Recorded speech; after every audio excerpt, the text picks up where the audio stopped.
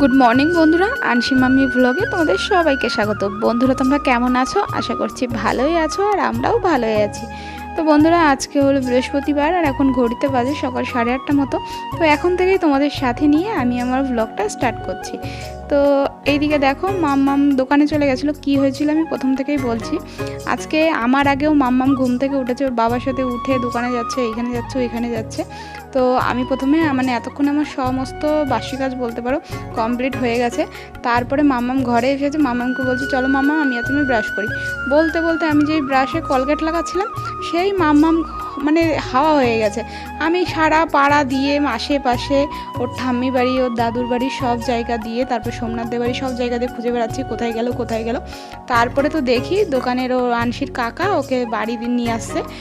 ও এই 2 সেকেন্ডের মধ্যে বলতে পারো দোকানে চলে গেছে। আর এইদিকে মাম্মামকে ব্রাশ করতে বলছিলাম, আর এত দুষ্টু ব্রাশ করতে চাইছিল না। এই যে সামনে সোমনাথের বাবা এসেছে, সোমনাথের বাবাকে দেখে ভয়তে ব্রাশটা মুখে ঢুকিয়েছে। ওর বাবা বলছে, আমিও বলছিলাম, আর সোমনাথের বাবাও বলছিল ব্রাশ কর, নাই কিন্তু ভয় দেখাবে বা ভয় দেখাবো, বাট ভয় দেখাচ্ছিল। এইদিকে দেখো কাঁচড়ার গাড়ি চলে যাচ্ছে, কাঁচড়াটাও ফেলেছি। আর এখন কি নিয়ম হয়েছে বলো তো, কাঁচড়ার গাড়ি না প্রতিদিন আসছে না, আগে প্রতিদিন আসতো, আর বললাম না একদিন পর পর আসছে এখন কাঁচড়ার গাড়ি। তো যাই হোক, মামামকে ব্রাশ ট্রাশ করিয়ে ফ্রেশ করিয়ে এদিকে মামামের জন্য আগেই ওটস রান্না করে রেখেছিলাম। এইবার মামামের এই ব্যাগ ট্যাগ, তারপরে যা স্কুল ড্রেস, তারপরে হাগি সব কিছু বের করে এনেছি, গুছিয়ে টুছিয়ে রাখছি, কারণ 9টা বাজতে তো বেশি দেরি হবে না। তো মামামের ব্যাগের মধ্যে সব কিছু দেখলাম ঠিকঠাক আছে নাকি, পেন্সিল, রাবার, বই, খাতা সব কিছু। যতই থাকুক না, স্কুলে যাওয়ার আগে একবার দেখে নিতে হয়। তো যাই হোক, এদিকে মামামকে ওটস খাওয়াচ্ছি, আর অনেক দিন পরে আজকে ওটস খাওয়াচ্ছি। তো সেই জন্যই না মামামের ঝিনুকটা কোথায় আমি খুঁজে পাচ্ছিলাম না, তাই চামচ দিয়ে খাওয়াচ্ছিলাম। আর মামামের না ওটসটা এখন খেতে চায় না। তো যাই হোক, মামামকে আজকে রেডি করে স্কুলে পাঠিয়ে দিয়ে তারপরে এখন ঘরটা মোছা শুধু বাকি, সেই জন্য ঘরটা মুছে নিচ্ছি। আর এইদিকে মামাম আজকে স্কুলে যাওয়ার সময় কি দুষ্টুমি করেছে জানো তো? মামামকে নিতে এসেছে স্কুলে যাওয়ার জন্যে। তো মামামকে তো আমি জুতো টুতো পরিয়ে ব্যাগটা কাঁধে বাটিয়ে রেডি করে দিয়েছি, আর নিতে এসেছে গাড়ির চাবিটা খুঁজে পাচ্ছিলাম না। আমাকে বলছে গাড়ির চাবিটা দাও বৌদি। তো তারপরে গাড়ির চাবিটা খুঁজেই পাচ্ছি না, খুঁজেই যাচ্ছি। আর এইদিকে যে গাড়ির চাবিটা খুঁজে পেয়ে দিয়েছি, দেখি কি বাইরে মেয়ে নেই, মেয়ে হেঁটে হেঁটে চলে গেছে দোকানে। আর আমি তো এইদিকে টেনশানে পাচ্ছি না, মেয়েটা হঠাৎ করে কোথায় চলে গেল। কতক্ষণ যে রাস্তার দিকে তাকিয়ে রয়েছি, যতক্ষণ না নিয়ে স্কুলে গেছে, আমাদের গলি দিয়ে তো রাস্তায় দেখা যায়, ততক্ষণ আমি রাস্তায় দাঁড়িয়েই রয়েছি। তো যাই হোক, তারপরে এসে তো এই যে ঘরটা মোছা শুধু বাকি ছিল, তো ঘরটা আমি মুছে নিলাম। আর আজকে কি হয়েছে জানো তো, বাইরের গলিটা না খুব দেখছি নোংরা হয়েছে। কেন বলো তো? কারণ ওই কান্নিদের না উপরে আরেকটা বিল্ডিং করছে, আরেকতলা করছে। তো আগের দিন বলছিলাম না যে আগে উপরে আরেকতলা করবে বলে সিঁড়ি বানাতে গেলে সিমেন্ট টিমেন্ট ফেলে আমার এই দিকটা, এই গলিটাই খুব নোংরা হয়েছিল। তো কালকে হলো ঢালাই দিয়েছে উপরে, বিল্ডিংয়ের উপরে ছাদ হয়তো ঢালাই দিয়েছে, তো খুব নোংরা পড়েছে, সিমেন্ট টিমেন্ট খুব পড়েছে। পরশু দিন না কবে একবার পরিষ্কার করেছি, তো আজকে দেখি কি এরকম ফেলেছে।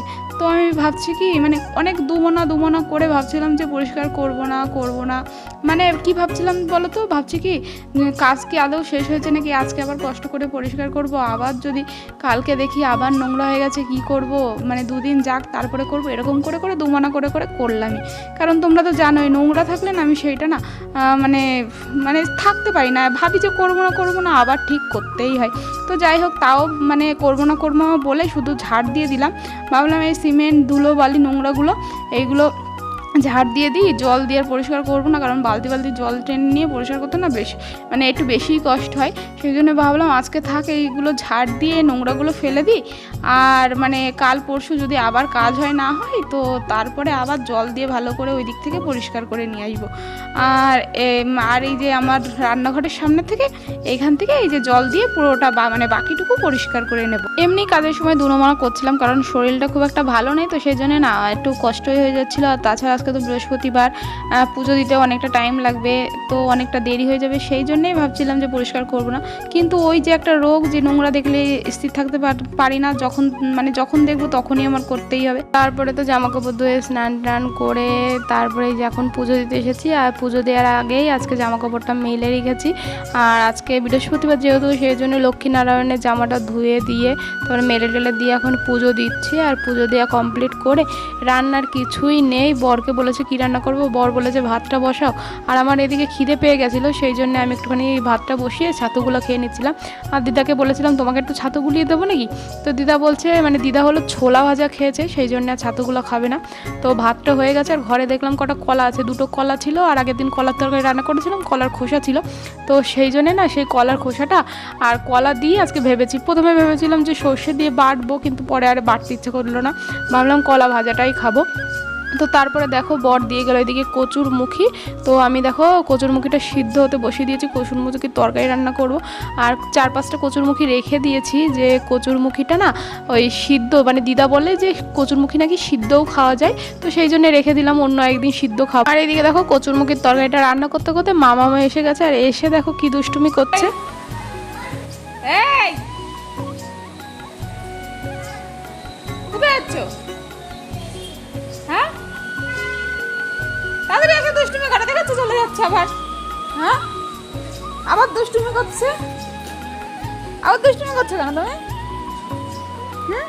চলো চলো ঘরে চলো, ঘরে চলো। এই দুষ্টু বুড়ি, দেখেছো খালি দুষ্টুমি, খালি দুষ্টুমি।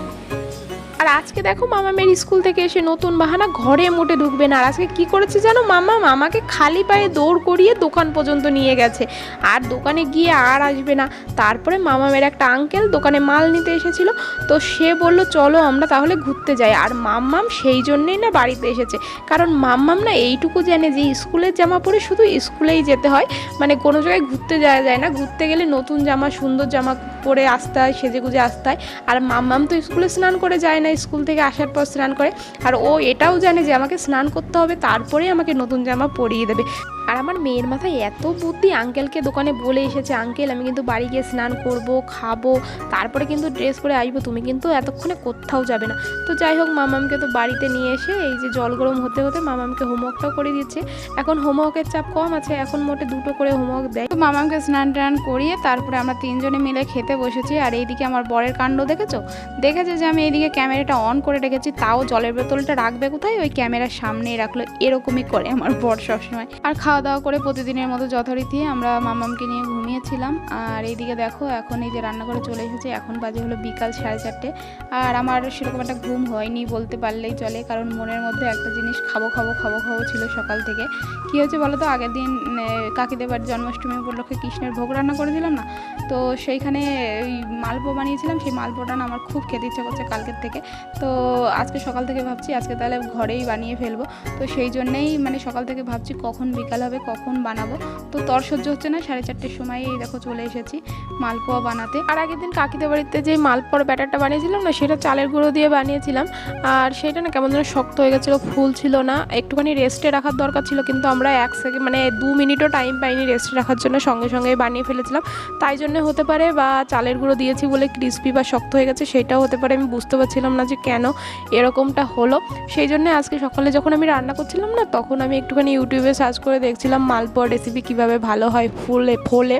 তো আমি দেখলাম বেশিরভাগই না ময়দা দিয়ে মালপোয়া বানিয়েছে। আর আমার ইচ্ছা করছিল না আজকে ময়দা দিয়ে, মানে ময়দা তো খাওয়া ভালো না, যদিও অনেক সময় ময়দা খাই, কিন্তু আজকে ইচ্ছাই করছিল না ময়দা দিয়ে বানাবো। আমার মনে হচ্ছে চালের গুঁড়ো দিয়েই বানাবো। আর ইউটিউবে রেসিপি দেখলাম যারা মানে কিছু আছে চালের গুঁড়ো দিয়ে বানিয়েছে, কিন্তু চালের গুঁড়ো দিয়ে বানালেও না অর্ধেক চালের গুঁড়ো অর্ধেক ময়দা দিয়ে বানিয়েছে। কিন্তু আমি ট্রাই করতে চাইছিলাম যে শুধু চালের গুঁড়ো দিয়ে ময়দা না দিয়ে মানে সুন্দর হয় কি না। তো যাই হোক এইদিকে দেখো আমি এই যে দুধটা, আর আগের দিন না কাকিদের বাড়িতে দুধটা না জাল করে নিয়েছিলাম না, কাঁচা দুধ দিয়েই মাখিয়েছিলাম। তো আজকে আমি একটুখানি দুধটা জাল করে নিয়েছি, আর উষ্ণ গরম সেই সময় মাখিয়েছি। আর ব্যাটারের মধ্যে দিয়েছিলাম 1 বাটি চালের গুঁড়ো, 1 বাটি সুজি, মানে চালের গুঁড়ো সুজির পরিমাণ একই দিতে হবে। 3 প্যাকেট আমল দুধ দিয়েছিলাম।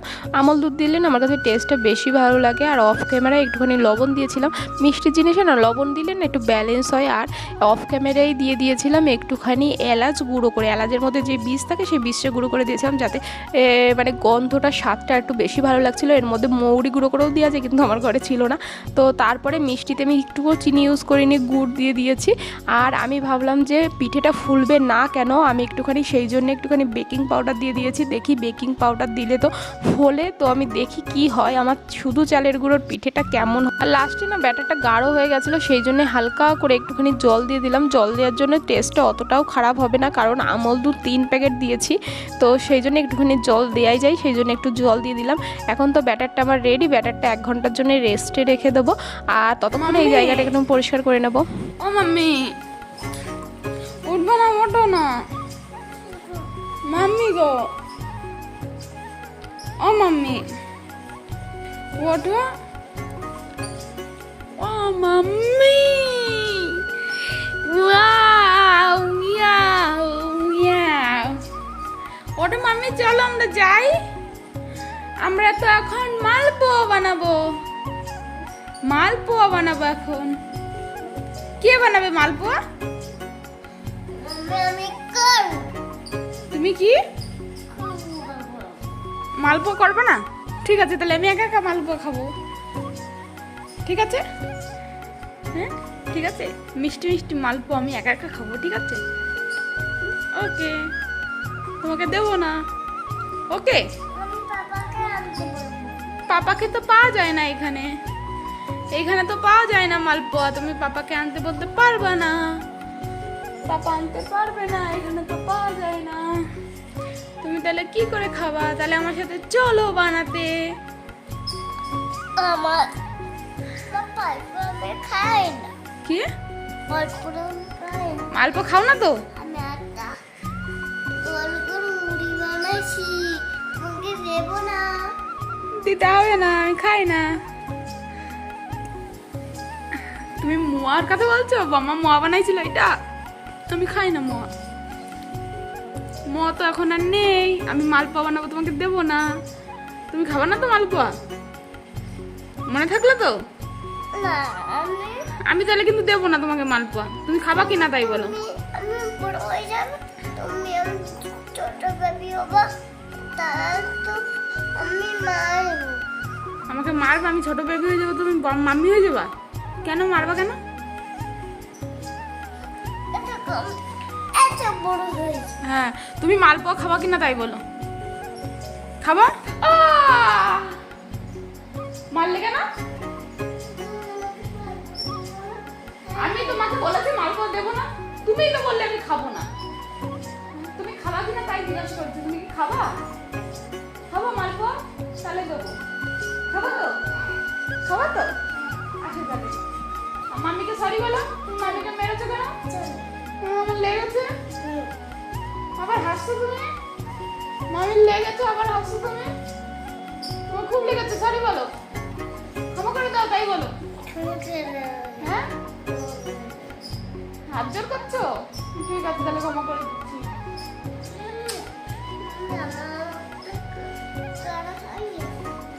ব্যাটারটা 1 ঘন্টা রেস্টে রেখে দিলে হয়তো ভালো হতো, কিন্তু এতটাই তর সহ্য করতে পারছিলাম না। আধা ঘন্টার মধ্যেই দেখো মামামকে নিয়ে রান্নাঘরে চলে এসেছি, আর দেখো আমি তেলটা গরম করতে বসে দিয়েছি, আর এতটাই তর সহ্য হচ্ছিল না যে আমি তেলটা গরম হওয়ারও দেরি সহ্য করতে পারছিলাম না। ভাবছিলাম কতক্ষণে তেলটা গরম হবে, তো তারপরে তেলটা মোটামুটি গরম হয়েছে, আর আমি তো অতটা ভালো বুঝতে পারি না তেলটা গরম হয়েছে কিনা, সেই জন্য ছোট্ট করে একটা দিয়ে দেখলাম তেলটা গরম হয়েছে কিনা। আর ছোটোবেলায় না বাড়িতে দেখতাম পিঠে টিঠে বানালে উনুনে টুনুনে রান্না করলে না প্রথমটা বানিয়ে মানে উনুনের পাশে রেখে দিত, বা একটুখানি যদি রান্না করতে যেত একটুখানি লবণ উনুনের মধ্যে দিয়ে দিত, তো তখন বলতো যে ব্রহ্মাদেবকে খাবার দেওয়া হয়েছে, ব্রহ্মাদেবকে প্রথমটা দান করা হয়েছে।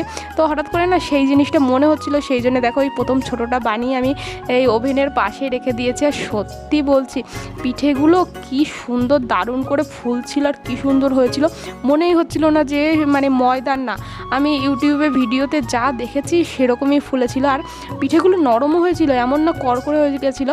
তো কাকিদের বাড়ি তো রেস্টে রাখা হয়নি, সেই জন্যেই হয়েছে, হয়তো ফুলেছিল না। আর দেখো খাওয়ার জন্য তর এতই সহ্য হচ্ছিল না যে গরমটা হাতে নিয়ে খেতে শুরু করে দিয়েছি। আর এদিকে আমার মাম্মাম তো খেতেই পাচ্ছে না, মাম্মাম তো জানো একটু গরম সহ্য করতে পারে না।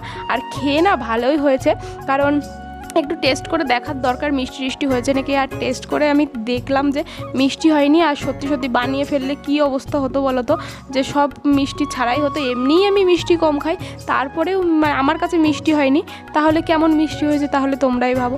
তো তারপরে তো একটা খেয়ে যেয়ে দেখলাম মিষ্টি হয়নি, তারপর তাড়াতাড়ি করে তো ব্যাটারের মধ্যে মিষ্টিটা দিলাম। আর এদিকে আমার বর এসে খাওয়া শুরু করে দিয়েছে, আর আমার বর যে কী খাওয়া খাচ্ছে, মানে আমার থেকেও মনে হয় ওর তর সহ্য হচ্ছে না। দেখো এক একটা করে নিয়ে খেয়েই যাচ্ছে, একটা বানিয়েও আমি রাখতে পারছি না। দেখো পুরো মানে থালাটা পুরো খালি হয়ে গেছে, একটা নামাচ্ছি আর একটা ও নিয়ে যাচ্ছে। দেখো ব্যাটারটা কম হয়ে গেছিলো, আমি ভাবলাম সবার হয়তো হবে না, সেই জন্যে না আমি একটুখানি আরেকটু জল দিয়ে গুলেছিলাম যাতে আমার ব্যাটারটা বেশি হয়।